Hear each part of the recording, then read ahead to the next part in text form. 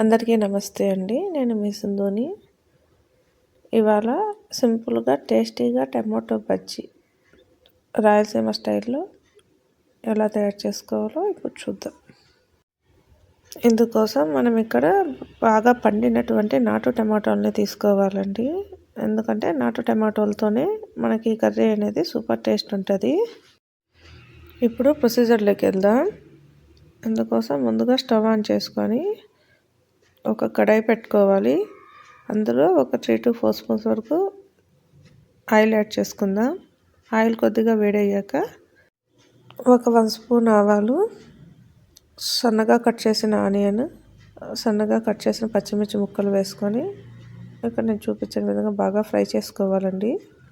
ఇవి ఇలా ఫ్రై అయిన మనం ముందుగా కట్ చేసి పెట్టుకునేటువంటి టమాటా ముక్కల్ని వేసుకొని అందులోనే టేస్ట్కి సరిపడా సాల్ట్, కొద్దిగా టర్మరిక్ వేసుకొని ఇక్కడ నేను చూపించిన విధంగా 4 వైపులా కలిసేలాగా బాగా మిక్స్ చేద్దామండి. మనం ఇక్కడ మంటని మీడియం ఫ్లేమ్లో ఉంచుకోవాలి. మీడియం ఫ్లేమ్లో ఉంచి కుక్ చేసినట్లయితే మనకు టమాటో అనేది బాగా కుక్ అవుతుంది. ఇక్కడ మనము వాటర్ ఏమి వేయాల్సిన పని లేదండి. ఎందుకంటే మనకి ఇక్కడ టమాటో నుంచినే వాటర్ వస్తుంది. ఈ వాటర్తోనే మనకి ఇక్కడ కర్రీ అనేది కుక్ అయిపోద్ది. ఇలాగా ఇక్కడ నేను చూపించిన విధంగా ఒక చిల్లులు గ్రేట్ తీసుకొని ఇలాగనే స్మాష్ చేసినట్లయితే మనకు టమాటో అనేది మెత్తగా కుక్ అయ్యి మంచి కర్రీ స్ట్రక్చర్ వస్తుంది.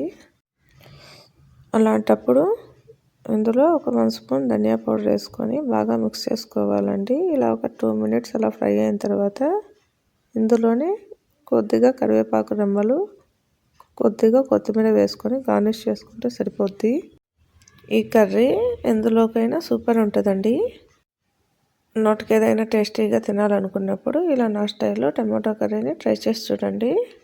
ఈ వీడియో కనుక మీకు నచ్చినట్లయితే లైక్ చేయండి, షేర్ చేయండి, సబ్స్క్రైబ్ చేసుకోండి. Thank you for watching.